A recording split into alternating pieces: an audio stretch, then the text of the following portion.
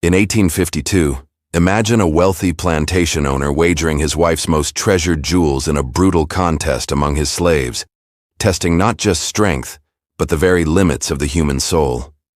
This chilling tale from the cotton fields of Georgia reveals a twisted experiment in power and despair that will leave you questioning the darkest corners of America's history. Buckle up, because once you hear this, you won't look at the past the same way. Using his wife's soul as the stakes, the air in that part of the world, just east of the Altamaha River. It doesn't just hang heavy with humidity. It hangs heavy with secrets.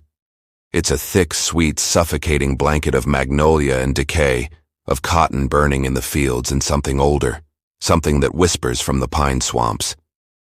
This was the domain of Thomas Harrington, master of the Magnolia Grove plantation. The name meant magnificent haven, a cruelty so profound it could only have been intentional. To the outside world, to the aristocratic elite in Savannah, Thomas was a man of immense wealth and eccentric philosophy. He spoke of Neoplatonism in the Gnostic Gospels over glasses of mint julep, his dark eyes holding a chilling amusement. He was tall, gaunt, with hands that were unnervingly delicate for a man who wielded such brutal power. But on his land, under the oppressive shadows of ancient longleaf pines draped in kudzu, he was not a philosopher. He was a god, a petty, cruel, and watchful god obsessed with a singular, terrifying idea that the human soul, the divine spark, could only be revealed through absolute degradation. He believed that to find the light, you first had to create a darkness so complete that the light had no choice but to show itself. And Magnolia Grove, with its hundreds of enslaved souls, was his laboratory. It was his cathedral of suffering. His wife, Elizabeth, a woman from a devout and powerful Savannah family, was his unwilling high priestess. She was brought to Magnolia Grove as a girl of 18, a political and economic merger, and she quickly learned that the monster she had married was not interested in heirs or land or even money. He was a collector, but he didn't collect art or rare books. He collected moments of perfect, exquisite despair. Elizabeth's world shrank to the confines of the grand, decaying plantation house. The walls seemed to sweat. The air was a constant, damp caress, and the silence was punctuated only by the distant rhythmic thud of hoes in the cotton fields, or the sound of her husband's soft footsteps on the pine floorboards. Thomas did not rage. He did not yell. His cruelty was a quiet, intellectual thing. He would sit with her in the evenings, reading from forbidden texts, books bound in human skin he'd acquired from travels in Europe. He'd speak of the demiurge, the lesser, flawed god who created the material world as a prison for the divine sparks trapped within human bodies. "This world, my dear Elizabeth," he would whisper, his voice, a dry rustle of leaves, "is a cage, and I am merely the zookeeper, rattling the bars to see which of the animals remembers it was once a god." She would sit there, hands clenched in her lap, her Catholic prayers a silent, frantic shield against his heresy. She didn't understand the words, not really, but she understood the intent behind them. She saw it in the way he watched the people he owned. He wasn't looking for obedience. He was looking for something else. He would stage bizarre, cruel tests. He'd withhold food, not to save money, but to see who would share their last crumb. He'd grant unexpected freedoms, a day of rest only to watch how the hope curdled when it was snatched away without reason. He was, in his own mind, a spiritual scientist, and every soul at Magnolia Grove was an element in his grand, blasphemous experiment. Elizabeth was the control group. She was the vessel of purity he sought to crack open to see if anything divine truly lived inside. And then came the matter of the jewels. Elizabeth's dowry had been substantial, but her most prized possession was a necklace of Brazilian sapphires, so deep and blue they seemed to hold an ocean within them. It had belonged to her great-grandmother, a British noblewoman, and it was her last tangible link to a world of light and faith, a world outside his suffocating darkness. The necklace was her identity.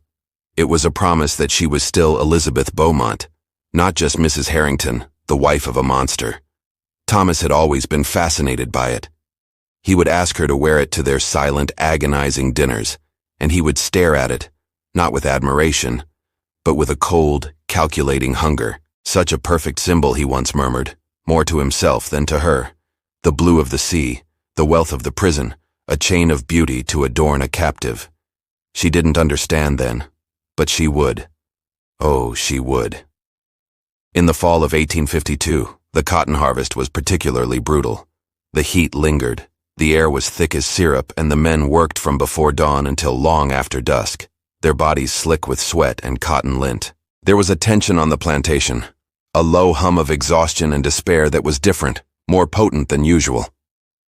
Thomas felt it, and he decided the time was right. The time for his greatest experiment yet. He announced it not in the fields, but in the quiet of the drawing room to Elizabeth alone. He told her he was going to stage a contest, a trial of strength and will for the men of Magnolia Grove. And the prize would be her sapphires. Can you imagine that? Can you picture her face in the flickering gaslight? The world tilts. The air rushes from your lungs. The man you are bound to, the man who holds absolute power over your life and the lives of hundreds of others, has just told you that he is going to take the one thing that still anchors your soul and offer it up as a prize in a blood sport. Elizabeth thought she had misheard. She must have. It was a joke, another of his cruel intellectual games designed to unnerve her. But the look in his eyes, that flat reptilian focus, told her it was real. "Why?" she whispered, the word barely a breath. "Why would you do such a thing?" Thomas smiled, a thin, bloodless stretching of his lips. "Because, my dear, I wish to see what happens. I wish to see what a man will do for a thing of beauty he can never truly possess. I wish to see if the weight of such a prize ennobles him or crushes him. And I wish to see what becomes of you when you are stripped of your final vanity." He was turning the plantation into his own personal coliseum, and the sapphires were the garland for the victor. But it was more than that. By offering her jewels, he was offering her. He was symbolically putting her, his wife, the purest woman in his world, up as the reward for the rawest, most brutal display of masculine power among the men he considered less than human. It was a psychological vivisection of everyone involved, the men, the other slaves, and most of all, Elizabeth herself. She was to be the ultimate sacrifice on the altar of his philosophy. That night she didn't sleep. She held the sapphires in her hand, the stones cold against her skin, and she prayed not for salvation, but for the world to simply end before the dawn. A whispered historical rumor. It was said that along the river road, certain planters held tournaments for their bucks, with visiting gentlemen placing bets as they would on cockfights. The winners were not granted freedom, but were often sold for exorbitant prices, their progeny marketed as prime stock. The announcement was made the next day at the morning muster. Thomas stood on the veranda of the great house, Elizabeth standing beside him, a statue of silks and silent horror. He made her hold the velvet box that contained the necklace.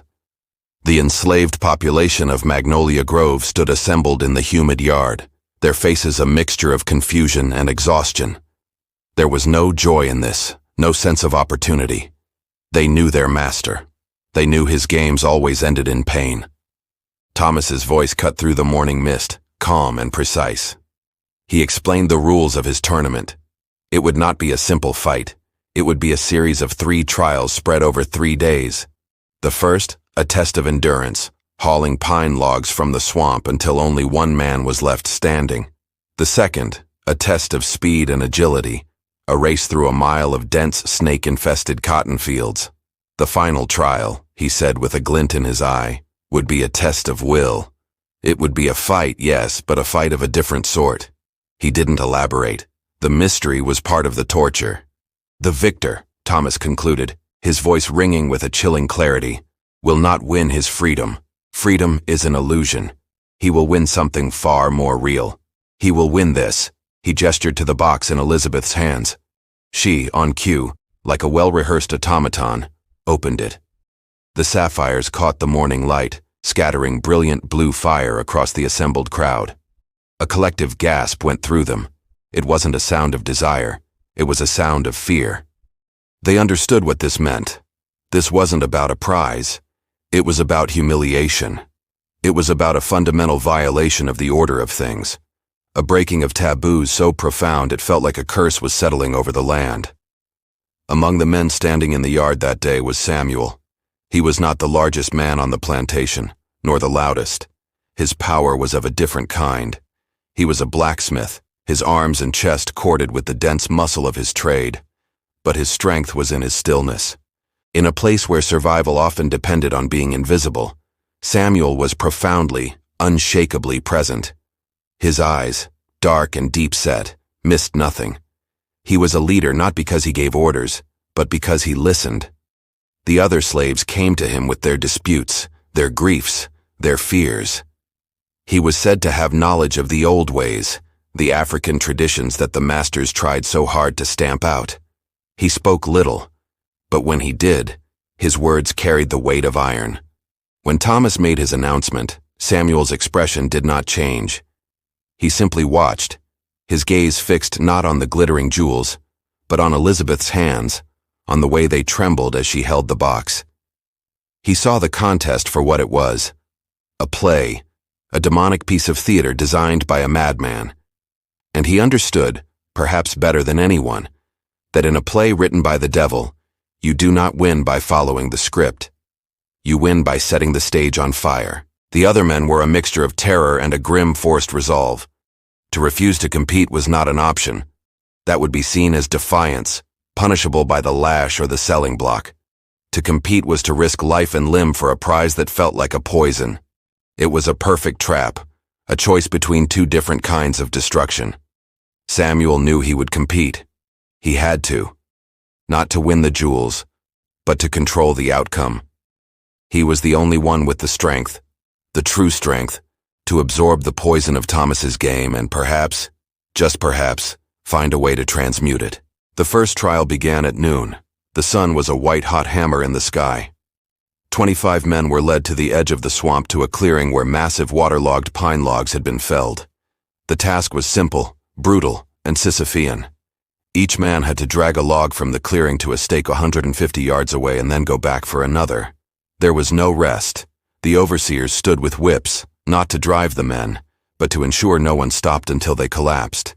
It was a battle against the heat, against the screaming protest of muscles, against the crushing gravity of the water-soaked wood. Thomas watched from a chair set up in the shade, a glass of iced lemonade in his hand.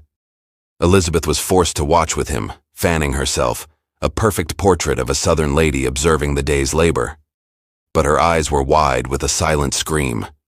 She saw men she knew, men who had wives and children, men who had once, in a life before this one, been free. She watched them being ground down into raw animal pain. One by one, they fell. First a young boy named Isaac, his legs buckling, collapsing into the mud. Then an older man, Josiah, who simply lay down on his log and wept. By late afternoon, only a handful remained. The ground was littered with the bodies of the exhausted, groaning in the heat. And still, Samuel worked. He had found a rhythm, a trance-like state of motion. His face was a mask of concentration, his body a machine of pure will. He wasn't just dragging the logs. He seemed to be absorbing their weight, their resistance into himself. He was not fighting the task. He was becoming it. As the sun began to dip below the pine trees, casting long, monstrous shadows, only 2 men were left. Samuel and a giant of a man named Henry. Henry was pure physical force, a mountain of muscle.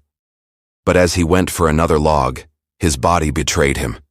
He crumpled to the ground, his breath coming in ragged, defeated sobs. Samuel paused, looked at him, then completed his own haul. He stood by the stake, breathing heavily. The last man standing. He hadn't won. He had simply endured. And in the chilling silence, Elizabeth could feel Thomas's gaze on her, a gaze that said, "See how the animal reveals itself. If you've come this far on this journey into the dark, comment. The dream is a cage below. You're not just a viewer anymore. You're a witness."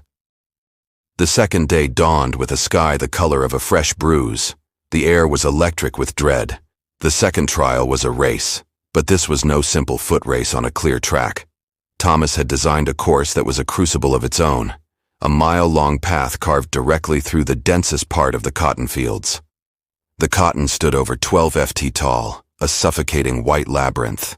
The ground was uneven, pocked with holes, and famously infested with copperheads. The air within the cotton rows was stagnant, oven-hot, and filled with tiny sharp fibers that flew from the bowls, getting into the eyes, the throat, the lungs. To run through it was to be blinded, choked, and suffocated, all while knowing that any misstep could mean a venomous bite. The 12 men who had survived the first trial, including Samuel, were lined up at the edge of the field. Their bodies were already battered, their muscles screaming. Thomas explained that the first man to emerge at the other end would move on to the final trial. The others would simply be done. He said it with a finality that promised nothing good. At the crack of a pistol, they plunged into the white hell. It was chaos. Men stumbled, fell, their cries muffled by the dense stalks. Elizabeth, watching from a carriage parked at the finish line, could see nothing but the swaying tops of the cotton. She could only hear the thrashing, the desperate sounds of men fighting their way through the vegetation. It was like listening to men drown on dry land. 15 minutes passed, then 25. The silence from the field grew, which was somehow more terrifying than the noise. Had they all collapsed? Had the snakes found them? Thomas sat across from her, perfectly calm, tapping his fingers on a silver-handled cane. He was savoring this, the not knowing, the tension. It was the core of his religion. Then, a rustling. The cotton stalks at the far end of the row began to part. A figure emerged, stumbling into the clearing. It wasn't Samuel. It was a young, wiry man named Elijah, known for his speed. He was gasping, covered in 1,000 tiny cuts, his eyes wild with a mixture of triumph and terror. He had won. He fell to his knees trying to catch his breath. Thomas watched him, a flicker of disappointment in his eyes. This was too simple, too straightforward. He preferred a different kind of victor. 2 more men emerged, then a third, all collapsing in exhaustion. But where was Samuel? Minutes stretched into an eternity. The overseers were ready to declare the trial over. And then the cotton parted one last time. Samuel walked out. He wasn't running. He was walking with a deliberate, steady pace. His clothes were torn.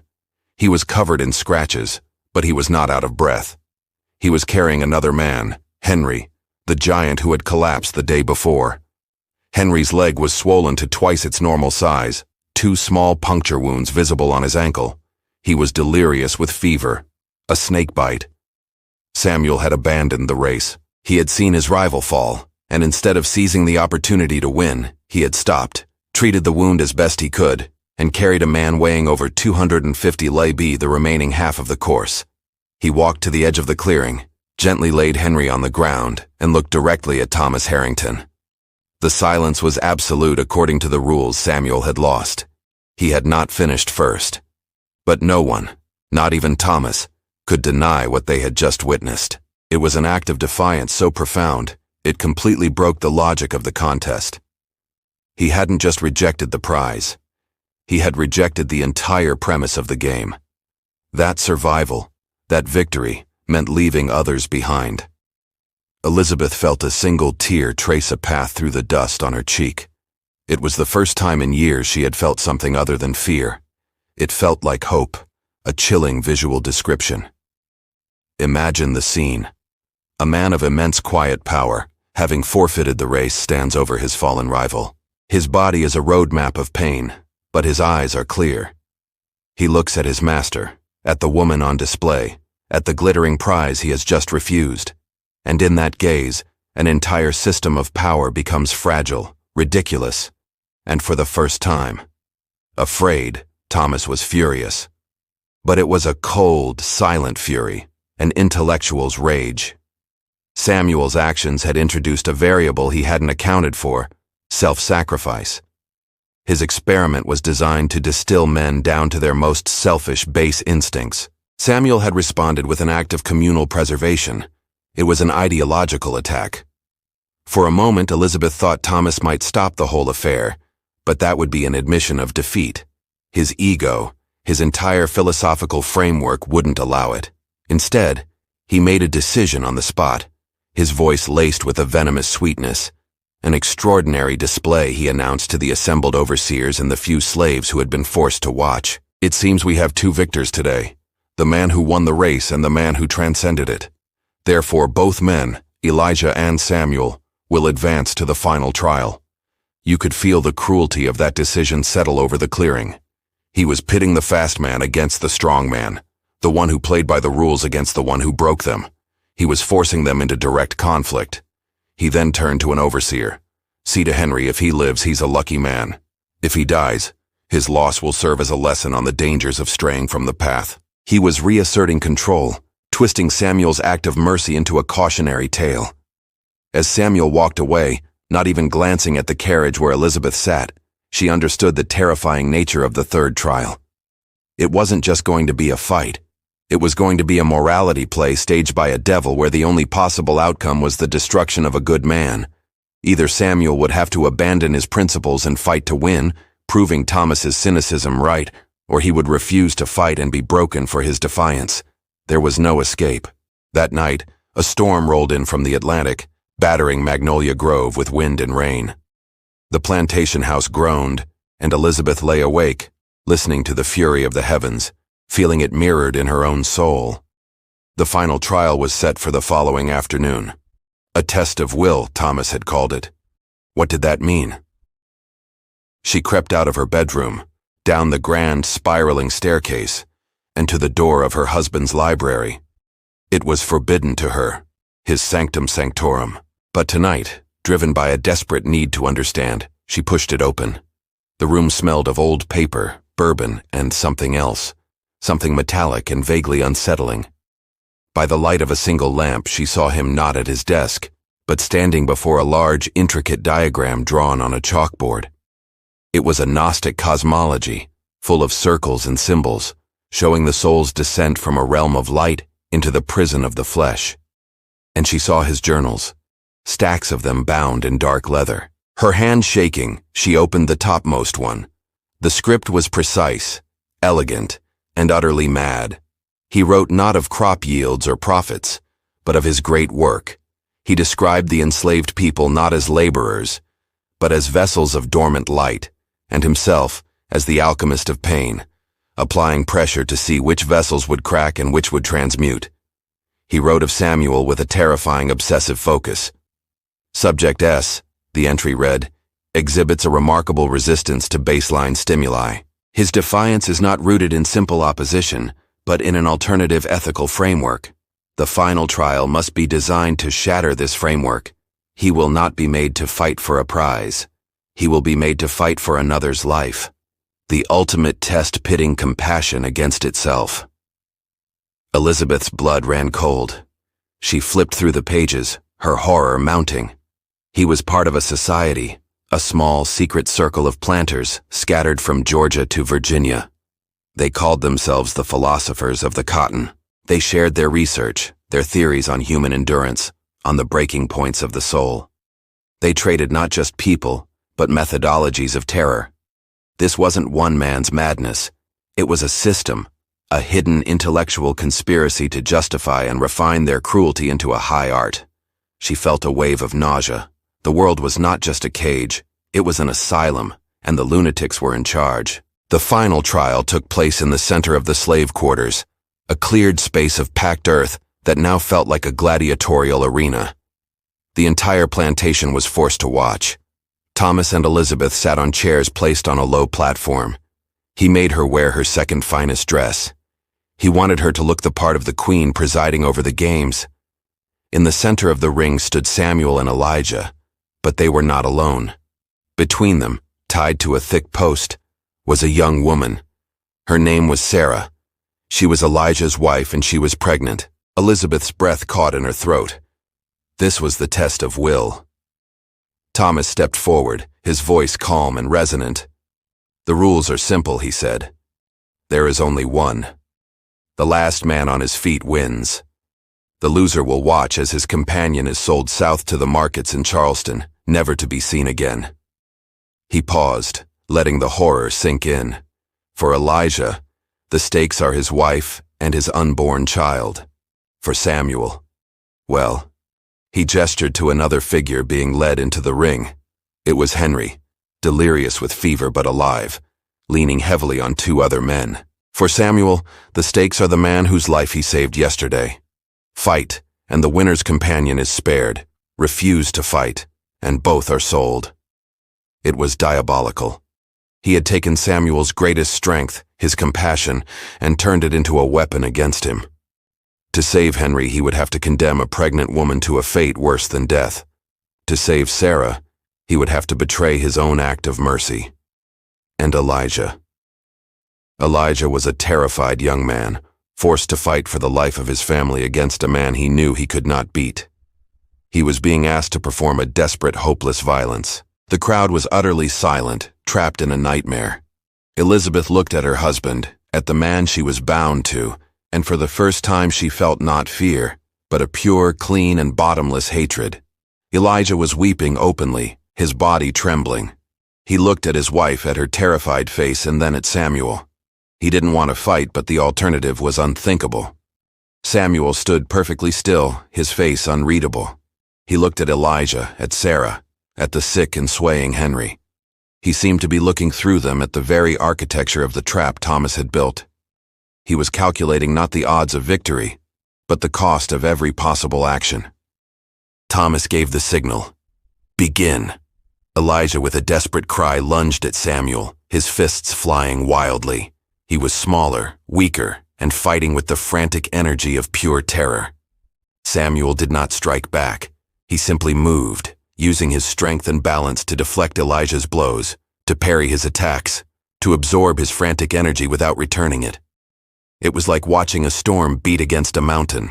The storm was all noise and fury, but the mountain did not move. It was agonizing to watch. The crowd of enslaved people murmured, their sounds a mixture of pity and confusion. What was he doing? Was he going to let Elijah win? Was he going to sacrifice Henry?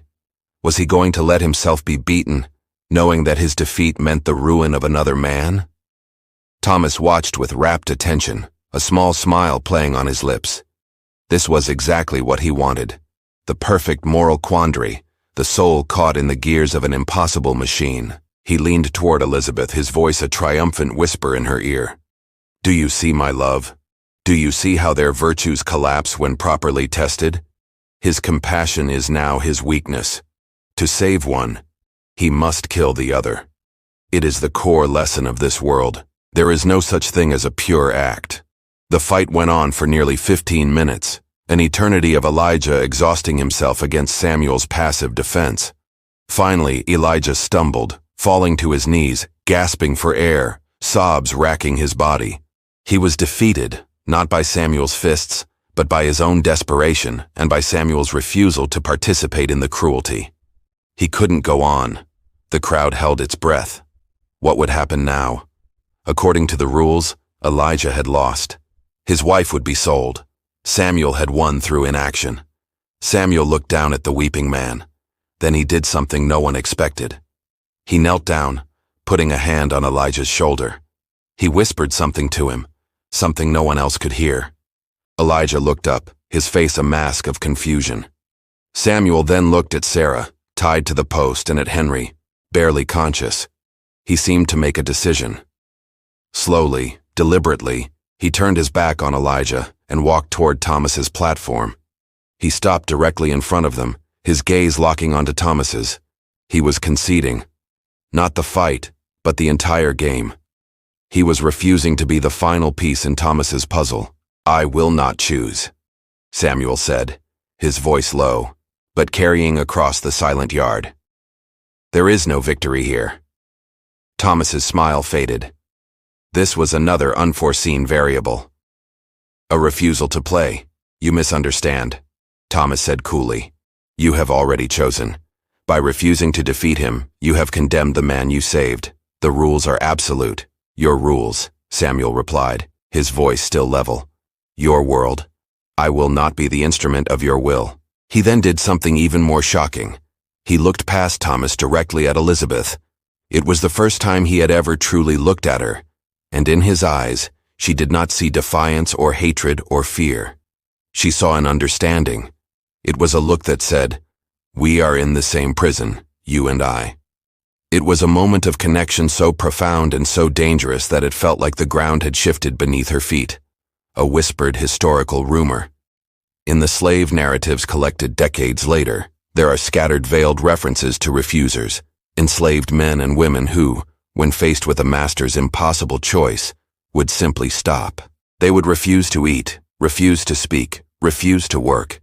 It was a form of protest that often ended in death, but it was also a way of seizing the only power they had left, the power to deny their captor the satisfaction of breaking their spirit. Thomas, for the first time, seemed to be at a loss. His experiment had gone off the rails.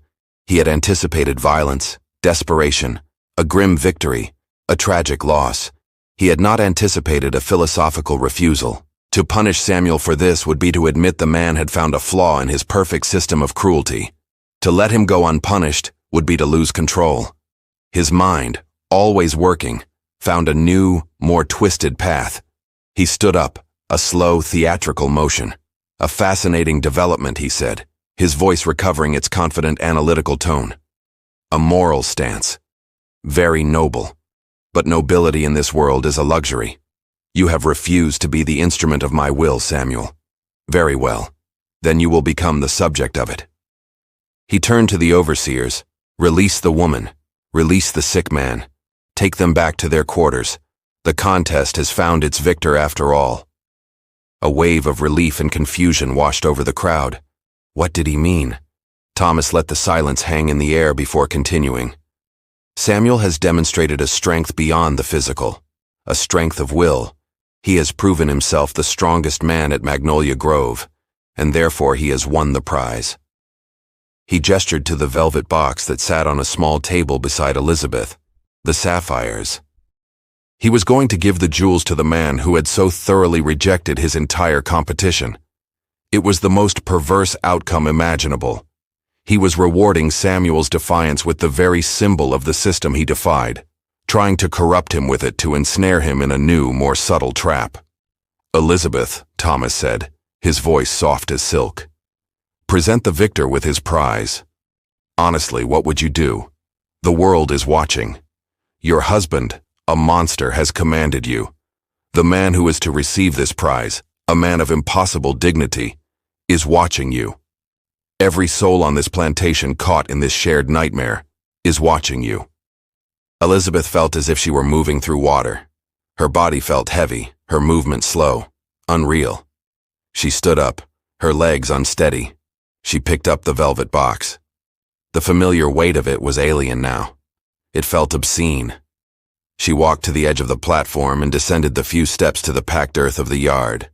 She walked toward Samuel, who stood waiting, his expression as still as the pine swamp at dusk. She could feel hundreds of pairs of eyes on her, feel their pity, their hatred, their confusion. She was the mistress of the house, a symbol of their oppression. And yet, here she was, a pawn in the same brutal game, her own soul being flayed for the master's amusement. She stopped in front of him. He was taller than she had realized. He smelled of sweat, iron, and rain. She could see the fine web of scars on his arms from the forge, the exhaustion etched around his eyes. She held out the box. Her hands were trembling so violently she was afraid she would drop it. Their eyes met again. That same look of profound shared understanding passed between them.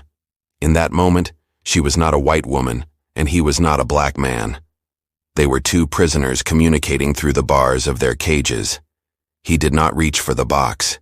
He simply waited. "Take it," she whispered, the words catching in her throat. Her voice was a plea. "Please, just take it. End this. Let this moment be over." Slowly, as if moving a great weight, Samuel raised his hands. They were calloused, powerful, the hands of a man who bent metal to his will. But his touch when it came was surprisingly gentle. He didn't take the box from her. Instead, he placed his hands over hers, his fingers covering her own, sandwiching the velvet box between them. A current seemed to pass between them, a jolt of shared humanity in a world designed to extinguish it. He held her gaze for a long moment, and then he spoke, his voice so low only she could hear it. "This is not the prize, madame." Then he took the box. He didn't open it. He simply held it in one hand, gave her a slight, almost imperceptible nod, and turned, walking away through the silent, parted crowd. The play was over. Thomas stood on the platform, a look of triumphant curiosity on his face. His experiment had produced a fascinating result. He had managed to degrade them all: Elijah, Sarah, Henry, Samuel, and especially Elizabeth. He had forced her to personally hand over her last symbol of self to a man he considered his property. He had proven in his mind that he was the master of all realities, the one who could twist virtue into vice, strength into a new kind of bondage. As Samuel disappeared into the gloom of the approaching evening, clutching the sapphires, Elizabeth felt a strange and terrible shift within herself. The fear was still there, the hatred was there, but they were joined now by something new, a cold, clear, and terrifying purpose. Her husband thought he had won. He thought he had broken her. He had no idea what he had just created.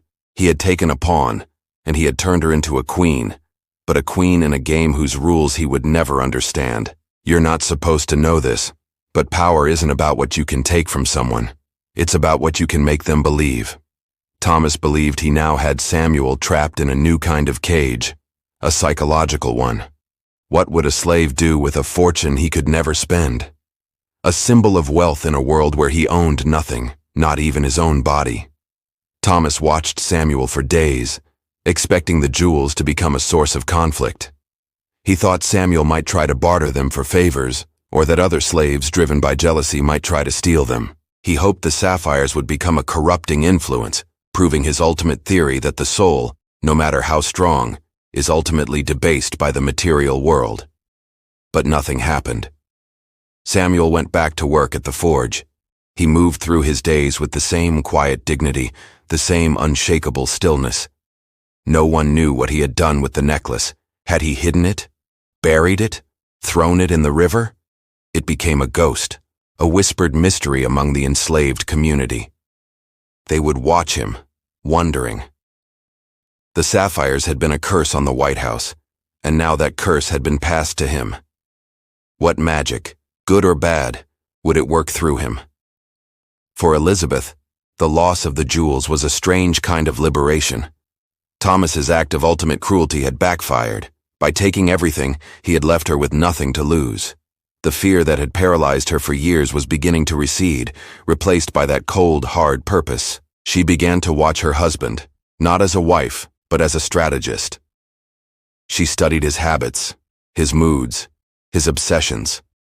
She read his forbidden books when he was out in the fields, not just looking at the words, but trying to understand the twisted logic that drove him.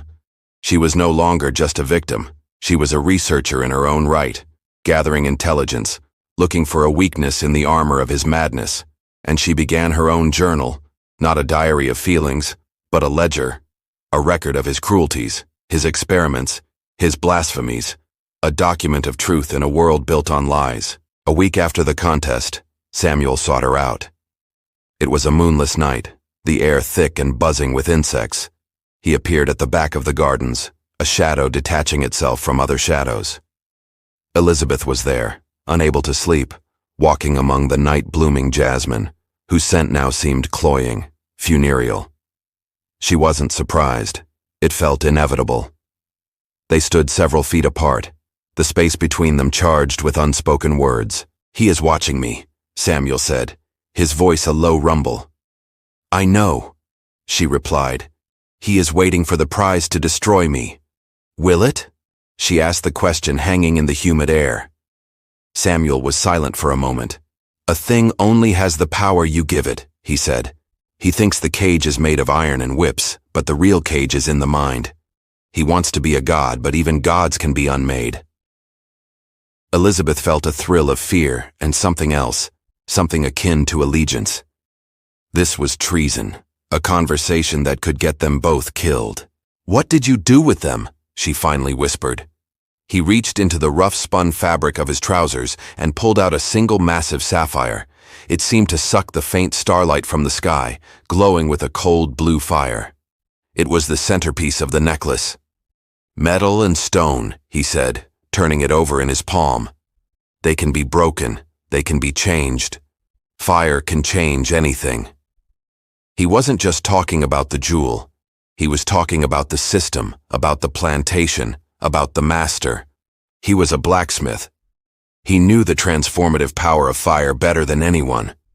He was telling her in his own coded way that he had a plan. He wasn't going to run.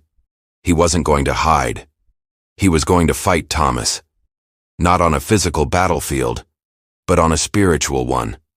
A disturbing real-world quote. The philosopher Friedrich Nietzsche, writing decades later, would observe, "Whoever fights monsters should see to it that in the process he does not become a monster.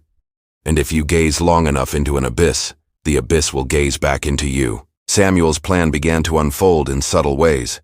He started at the forge. He was given iron to make and repair tools for the plantation, shackles, plowshares, hinges. But in the dead of night, he began to forge other things, small things.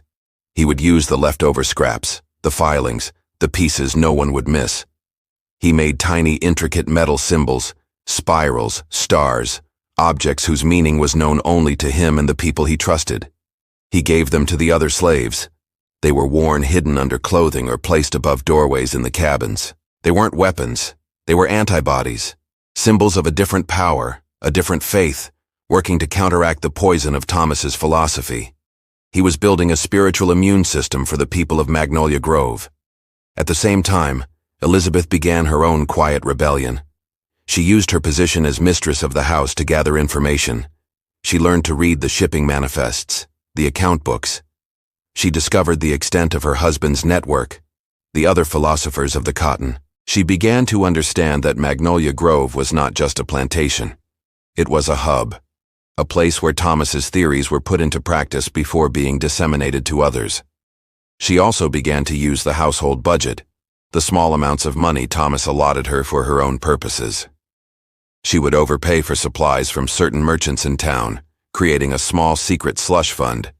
She started buying things that seemed innocuous. Extra quinine for fever, certain herbs from the apothecary, small quantities of lead, mercury, and arsenic, ostensibly for pest control in the gardens. She was building an arsenal just as Samuel was, but hers was one of potions and powders. A woman's arsenal, silent, patient, and deadly. The atmosphere at Magnolia Grove grew stranger, more tense. It was a cold war fought in whispers and symbols. Thomas could feel the shift. He saw the strange metal charms. He noticed the new quiet solidarity among his slaves.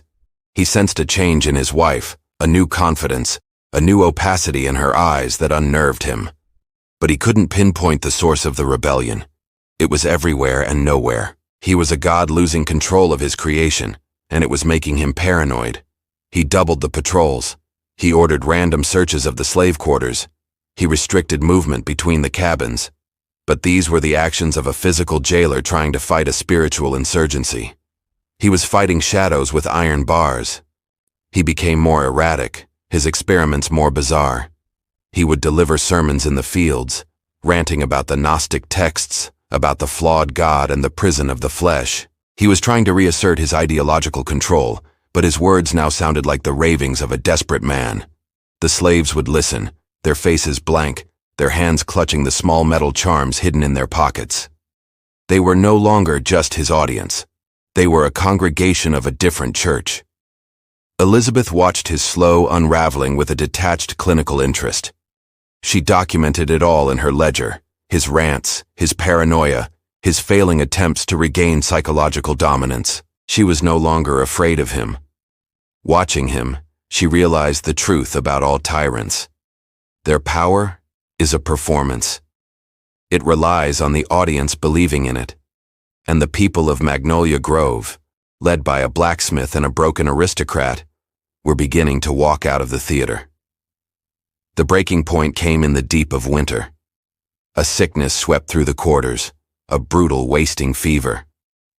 Thomas saw it not as a tragedy, but as another opportunity for study.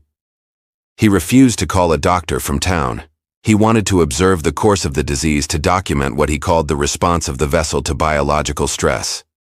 He ordered the sick to be isolated, but offered no medicine, no comfort. He was turning an epidemic into another one of his cruel experiments. People began to die. First the very old and the very young. Then strong men and women were taken down. The sound of weeping became a constant low hum beneath the daily rhythms of the plantation. This was the moment Elizabeth had been preparing for. Using the knowledge she had gleaned from her books and the supplies she had secretly stockpiled, she began to act. In the dead of night, she would slip out of the great house and go to the infirmary, a place Thomas never visited. She brought the quinine, the herbal remedies, the clean water. She worked with the elder women, the healers, combining their traditional knowledge with her new scientific methods. She was breaking every rule of her society, every law of her marriage. A white woman, the mistress of the plantation, tending to her 6 slaves with her own hands in secret against the express orders of her husband. She was no longer just a conspirator. She was a physician, a renegade priestess, undoing the work of her dark god. She was fighting his plague of neglect with her own plague of healing. Samuel worked alongside her. While Elizabeth brought the medicine, he brought something else. He went to the cabins of the sick, but he didn't tend to their bodies. He tended to their spirits. He would sit with the dying, not speaking, just being present. He organized the burials, ensuring that the old traditions were observed, that the dead were honored in a way that defied Thomas's view of them as mere failed experiments. And in the infirmary, as Elizabeth moved from pallet to pallet, she would see him in the corner working with his hands. He had brought a small, portable forge, and there, in the flickering lamplight, surrounded by the sounds of sickness and grief, he was melting down the sapphires. One by one he pried them from their gold settings with his powerful, precise fingers. He placed the gold in one crucible and the sapphires in another. The fire roared, and the symbols of Elizabeth's old life, the prize from Thomas's sick game, began to lose their form, to surrender to the heat. He was unmaking the curse. He was performing a kind of alchemy, but in reverse. He wasn't trying to turn lead into gold. He was turning gold, a symbol of bondage, into something else entirely. Something new, something powerful, something... Elizabeth would pause her work and watch him, mesmerized. The air was thick with the smell of herbal remedies of sickness, and now of molten metal and burning jewels.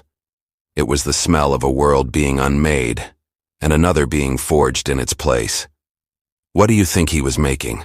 What would you create from the jewels of your oppressor? Let us know your theories in the comments. Your imagination is part of this story now. The gold from the necklace he poured into molds he had made, creating more of the small, intricate symbols. He was transforming a singular object of immense value into hundreds of small tokens of communal strength, distributing the power it represented. But the sapphires were different. They would not melt. They would crack and shatter in the heat. He seemed to know this. He wasn't trying to destroy them. He was breaking them down. He gathered the glittering blue shards, the dust, the fragments. He ground them into a fine, sparkling powder. He was taking the hardest of substances and rendering it into its most elemental form. While the fever raged outside, within the walls of that makeshift hospital, a revolution was taking place. A white woman was secretly healing the sick. A black man was ritually destroying a symbol of immense wealth. They worked in silence, a perfect unspoken partnership. They were the true philosophers of Magnolia Grove, and their experiment was not about the breaking of souls, but about their mending. Thomas remained oblivious, locked in his library, writing in his journal about the fascinating progression of the fever, about the weakness of the human vessel. He was documenting the collapse of his population while completely missing the birth of a new power right under his nose. He was a god who had grown blind and deaf, so obsessed with his own theories that he could no longer see the reality of his own world. He was documenting a history that was already over. The real history was being written in secret in a language of herbs, metal, and powdered jewels. When the fever finally broke, more than a third of Magnolia Grove's population was dead, but many more had been saved by Elizabeth's forbidden medicine and the community's will to survive. The survivors knew who to thank. A new kind of loyalty was forged in the crucible of that epidemic. A loyalty not to the master in the great house, but to the woman and the blacksmith who had walked with them through the valley of the shadow of death. The balance of power at Magnolia Grove had been irrevocably altered. It was no longer a simple hierarchy of master over slave. It was now a complex web of secrets, debts, and shared purpose. Thomas, emerging from his self-imposed isolation, found a plantation that was superficially the same, but fundamentally different. The obedience he received was now a careful performance. The silence that met him was no longer born of fear, but of judgment. He was a king ruling over a kingdom of ghosts who no longer believed in him. He knew something was wrong. He could feel it in the air, in the way people looked at him, or more accurately, through him. His authority, once absolute, now felt hollow, and he began to suspect the source. He began to watch Elizabeth. He noticed the new confidence in her walk, the way the house servants responded to her with a respect that went beyond mere duty. He noticed the faint stains on her dresses, stains that his scientifically trained eye eventually identified as residues from herbal poultices. He searched her rooms. He didn't find her ledger. She was too careful for that. But he found the books, the medical texts, the botany guides, and he understood. She had defied him. She had interfered with his experiment. She had robbed him of his perfect, uncontaminated data. The confrontation, when it came, was not in the drawing room, but in his library, his inner sanctum. He summoned her there. The chalkboard with its Gnostic diagrams was still there, a monument to his failed cosmology. He held up one of her medical books. "Explain this," he said, his voice deceptively calm. "I was educating myself," Elizabeth replied, her own voice steady. She would not be the trembling girl she once was. "You were countermanding my direct orders. You were interfering with the natural course of events. You were contaminating the experiment. You called death an experiment?" She shot back, her voice ringing with a fury that had been suppressed for years. "You call watching children die the natural course of events? I call it murder, Thomas, and your philosophy is nothing but a grand excuse for your own monstrosity." He was taken aback by her fire. He had expected tears, denials, pleas for forgiveness. He had not expected to be judged. He slapped her, a single sharp crack that echoed in the book-lined room. She stumbled back, the side of her face stinging, but she did not fall. She met his gaze, and in her eyes he saw no fear. He saw only contempt. "That is all you have left, isn't it?" she said, her voice a low, dangerous whisper. "When your words fail, when your theories crumble, all you have is the brute force of a common thug. Your grand experiment is a failure, Thomas. You sought to find the divine spark by creating darkness, and all you created was a void. You are not a god. You are just a small, pathetic man, terrified of the emptiness in your own soul." He raised his hand to strike her again, but he stopped. He saw it then. He had lost her. He had lost control. The fear he had so carefully cultivated in her was gone, burned away, and he had nothing to replace it with. That night, Elizabeth knew she had to act. The confrontation had changed everything. He would not tolerate her defiance. He would find a way to dispose of her, a sudden illness, an accident. He was a man who eliminated variables that threatened his work. She went to her secret ledger and wrote a final entry detailing everything she knew, everything she suspected. She packaged the ledger with a letter addressed to a sympathetic bishop she knew in Savannah, a man who had always been wary of Thomas's strange philosophies, but how to get it to him. She couldn't trust a local courier. Thomas controlled everything. As she sat in her room, a plan forming in her mind, she heard a soft scratching at her door. It was Samuel. He entered without a word and handed her a small, heavy pouch made of rough leather. She opened it. Inside was a pistol, a small, elegant derringer. It was beautifully made with a skill that could only be his. He had forged it himself in secret. "There are two paths out of a cage, madame," he said softly. "A key or a hammer?" This was the hammer, but he handed her another object. A small, twisted piece of iron, one of the symbols he had been making. "And this," he said, "is the key." He did not explain. He did not need to. She understood. The pistol was for Thomas. The symbol was for his power. One was an ending. The other was a transformation. The choice was hers. He also gave her a small rolled-up piece of parchment. It was a map, crudely but accurately drawn, showing a route north through the swamp to a series of safe houses that led to the Free States. A route he had clearly been mapping for some time. For you, he said, or for anyone who needs it. When the time comes, he was giving her all the tools she needed. The tools of violence, of escape, and of spiritual warfare. She made her choice. Violence would be his victory. To kill him would be to admit that his world of brute force was the only one that mattered. It would make her a monster to fight his monster. That was a path she would not take. The key, then it had to be the key.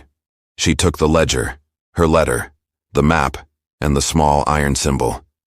But she kept the pistol, not for him, for herself. A final guarantee that she would not be taken alive, not be sent to an asylum, not be made another one of his discarded experiments. She waited until the hour before dawn, the darkest and quietest time. She left the great house, a ghost slipping through her own home for the last time. She did not go north. The escape route was not for her. She was the one who had the knowledge, the proof. Her testimony was more important than her freedom. Her destination was the river, a small hidden dock where supply boats sometimes stopped. But she had another stop to make first. She went to the forge. It was empty, but still warm. The heart of the plantation's secret rebellion. And there on the anvil, as if left for her, was a small clay bowl. Inside it was the fine, glittering blue powder, the last of her sapphires, the remnants of her old life now transformed into something new. She took the bowl. She understood. The final act was not his to complete. It was hers. It was the closing of a circle. The prize which had been taken from her was now being returned, not as a jewel, but as a weapon of a different kind. At the edge of the Altamaha, as the first pale light of dawn began to gray the sky, she waited. She had paid a boatman, one of the few free men of color who worked the river, bribing him with the last of her personal money.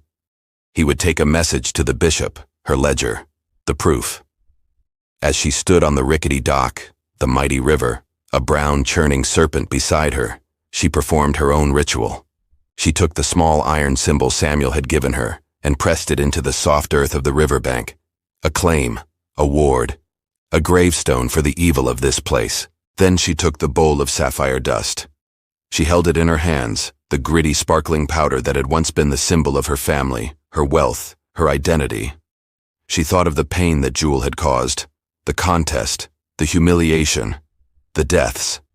She thought of Thomas's cold, analytical gaze.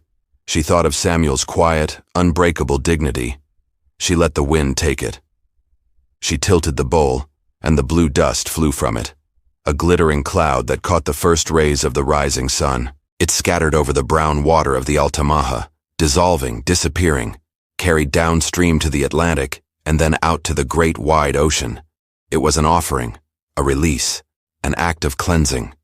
She was giving the poison back to the water, letting it be diluted into nothingness. She was setting herself free, not by running, but by letting go. The boat arrived. She handed the heavy package to the boatman, pressing a gold coin into his hand. "To Bishop Elias in Savannah," she said, "tell him it is a matter of life and death. Tell him the souls of Magnolia Grove depend on it." The man, his face grim, nodded and stowed the package safely away. He knew the secrets the river carried. As his boat pulled away into the current, Elizabeth watched until it was just a speck. She had done it. She had fired her only shot. Now all she could do was wait for the consequences. She turned back toward the plantation, back toward the magnificent haven. She walked not with the fear of a victim, but with the calm resolve of a soldier whose duty was done. She knew Thomas would discover her gone. He would discover the missing ledger. He would hunt for her. But it didn't matter. The truth was on its way. It was flowing down the river as inexorable as the tide. Whatever happened to her now, she had ensured that he would not win. His story, his mad philosophy, would not be the only one told. Hers would be told too, and Samuel's, and the stories of all the souls trapped in his experiment. She had turned his laboratory into a testament, a shift in timeline. Decades later, when the Harrington plantation papers were unsealed by the Archdiocese of Savannah, Historians found Elizabeth's ledger, but tucked within its pages was another smaller document written in a different hand. It was Samuel's story. It seems that in the weeks leading up to her departure, Elizabeth had spent her nights not just writing her own account, but taking down his. She had become a scribe for the voiceless, ensuring that the history of the resistance was recorded alongside the history of the crime. The bishop acted. He was a shrewd man, a political animal who understood the delicate balance of power in Southern society. He did not go to the authorities. That would create a scandal that could tarnish the powerful families connected to Harrington. Instead, he used the information in Elizabeth's ledger as leverage. He convened a secret meeting with the heads of the most powerful aristocratic families, including Elizabeth's own. He presented them with the evidence of Thomas's heresy, his cruelty, his Gnostic practices, his trafficking network of philosophical planters. It was not the slavery that shocked them. It was the blasphemy, the scandal, the threat to their own carefully constructed social order. Thomas Harrington was not just a monster. He was a liability. A committee of concerned gentlemen paid a visit to Magnolia Grove. No one knows for sure what was said. No records were kept, but the outcome was swift and decisive. Thomas was removed. He was not killed. That would be too messy. He was simply erased. He was declared mentally incompetent. His wealth and property transferred to a trust managed by Elizabeth's family. He was taken to a private sanatorium in the countryside, a place for the wealthy and insane, where he would live out the rest of his days, free to scribble his Gnostic diagrams on the walls of a padded room.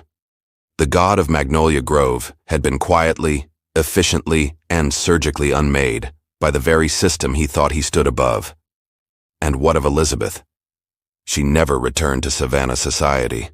She could not. She had seen too much. She used her family's newfound control over the Harrington fortune to make a single final transaction. In 1853, she signed the manumission papers for every single enslaved person at Magnolia Grove plantation. She freed them all. She broke up the land, giving each family a small plot, the tools to work it, and enough money to survive the first year. It wasn't perfect justice. It couldn't erase the years of suffering. But it was a beginning, a radical, unprecedented act in a society built on human bondage. She then disappeared. Some say she entered a convent seeking solace in the faith her husband had tried to destroy. Others say she traveled north, using the escape route Samuel had mapped for her, and dedicated her life to the abolitionist cause. No one knows for sure. She, like her husband, was erased from the official histories, a woman who had broken too many rules to be celebrated. But her ledger survived. Her truth survived. And Samuel, he did not take the land he was offered. He did not go north. His work, he believed, was not done. He stayed in Georgia, a free man, a blacksmith. And he became a different kind of leader. He used his forge not just to shape metal, but to shape a community. He helped establish a settlement of freed people, a small island of hope in a sea of oppression. He was a builder, a teacher, a keeper of the old ways, and a forger of the new. The small iron symbols he created became a kind of secret language, a mark of identity for those who had survived the horrors of Magnolia Grove and other plantations like it. They were found years later at archaeological sites all over the South, a testament to a quiet, resilient network of resistance that history never recorded. He became a legend, a whisper, the blacksmith who melted the jewels, the man who had faced a god and refused to kneel. He had taken the prize, and instead of being broken by it, he had broken it. And from its pieces, he had forged a new kind of power. Not the power of a master over a slave, but the power of a community bound together by shared memory and a fierce, quiet will to be free. The truth bleeds through, doesn't it? It finds the cracks. It stains the official record. It turns a magnificent haven into a beautiful, terrible, and ultimately triumphant truth. He did not take the prize. He broke the god. That story, the real history of this country, isn't just written in laws and battle reports. It's written in quiet acts of defiance, in whispers between prisoners, in the choice to save a rival in a race you're meant to win. Power structures, especially the most oppressive ones, aren't just brick and mortar. They're built on symbols, on stories, on convincing the captive that the cage is the entire world. But sometimes one person, or a few, decides to reject the story. They don't just try to escape the cage. They try to convince everyone that the cage isn't real. That's a power that no master, no matter how cruel or clever, can ever truly understand. What symbols of power in our own world hold us captive? And what would it take to melt them down? If you believe these hidden stories need to be told, like, share, and hit that subscribe button for more untold tales from history's shadows. See you in the next one. Stay curious.